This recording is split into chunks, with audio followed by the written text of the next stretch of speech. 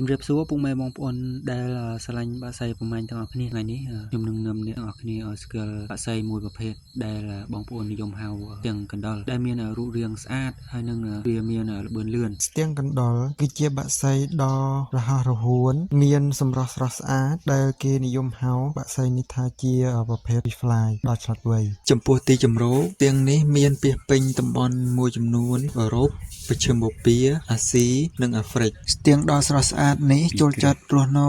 តំបន់បើកចំហដូចជាវាលស្មៅតំបន់កសិកម្មសារវណ្ណាព្រៃក្រាស់ស្ងួតនិងទីធ្លាក្នុងព្រៃវាលភក់វាលស្មៅ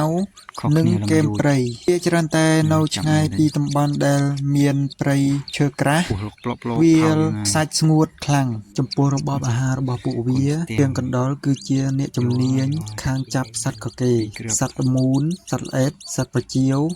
និងសូម្បីតែសត្វស្លាបនិងសត្វដទៃទៀតដូចជា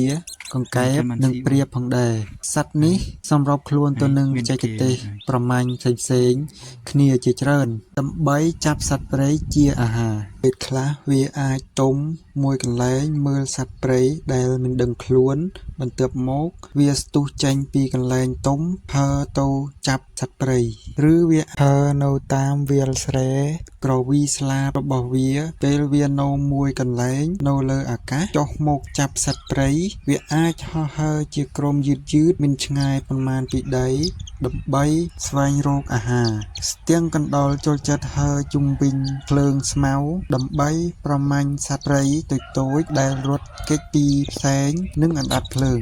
ចំពោះរបបអាហារយើងនិយាយចប់ហើយយើងចូលដល់មួយចំណុចមួយទៀតគឺកន្លែងចំណុចសំខាន់ដែរចំណុចនេះគឺរដូវបន្តពូជចំពោះរដូវបន្តពូជរបស់វាអាស្រ័យទៅលើកន្លែងដែលវារស់នៅក្នុងតំបន់របស់វាអាចបង្កើតពូជទៅតែគ្រប់ពេលពេញមួយឆ្នាំរដូវដែលសម្បូរចន្លោះខែមករារហូតដល់ខែសីហាអាស្រ័យលើចំណីបើមានច្រើនវានឹងពងកូនលឿនពួកវាប្រមូលមែកឈើដើម្បីបង្កើតសម្បុកប្រភេទមែកឈើងឹបធ្វើសម្បុកនៅលើដើមឈើឬដើមត្នោតផ្សៃញីនឹងពងចន្លោះពី3ទៅ5ពងដែលវានឹងទទួលបន្ទុកភ្ញើសរយៈពេល30ទៅ35ថ្ងៃនៅពេលដែលវារវល់ថែទាំពងអាចឈ្មោលនឹងចេញទៅប្រមាញ់ចំណីដើម្បីធានាថាវាមានអាហារគ្រប់គ្រាន់ដើម្បីបរិភោគបន្ទាប់ពីកូនញើសពួកវានឹងលូតលាស់យ៉ាងរហ័សឡើងទម្ងន់និងសាច់ដុំស្លាបនៅពេលដែលពួកវាមានអាយុចន្លោះពី30ទៅ40ថ្ងៃពួកវានឹងធំនិងរឹងមាំគ្រប់គ្រាន់ដើម្បីហើរចេញពីសម្បុកជាលើកដំបូងក្នុងរយៈពេលត្រឹមតែប៉ុន្មានខែប៉ុណ្ណោះពួកវានឹងប្រមាញ់ដោយខ្លួនឯងបានហើយនឹងចាក់ចេញពី